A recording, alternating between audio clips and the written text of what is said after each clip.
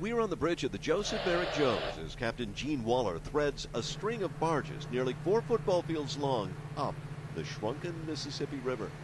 Yeah, I think it's a little shallow above that river, so I'm not going to go with my normal. In his 28 years of piloting towboats for the Canal Barge Company, he's never seen the Mississippi drop so far, so fast. What's the biggest thing that worries you?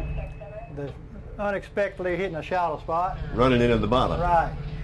Just ahead, he's heard the river is only 9 feet deep. He sits 9 feet 3 inches in the water. You're deeper in the water than that water is deep. Right. How often do you find yourself looking at that depth gauge? All the time.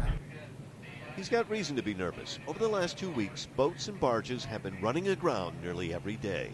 We probably had on the order of 15 to 20 different small incidents or groundings, some of them in the channel and some of the outside of the channel. How does that compare to a normal time? I would say that's probably certainly an increase from what we normally see.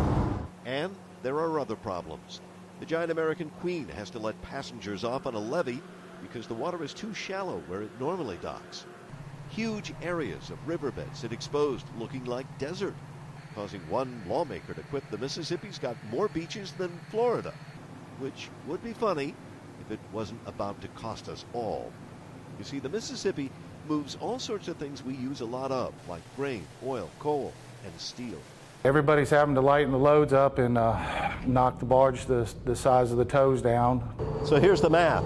If you want to raise the average barge 1 inch in the water, you've got to take off 17 tons of cargo. To raise it a foot, you're talking 200 tons. And since, according to the American Waterways operators, moving cargo by river is $11 a ton cheaper than by train or truck, the more that now has to be moved on land, well, the more the costs go up.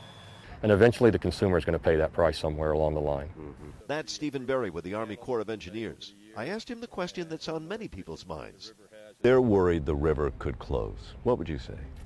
Well, I don't. I think with the proactive stance the Corps is taking, I don't see the river actually closing. That proactive stance includes building thousands of rock dikes like these that jut into the water all along the river. And this is what they do.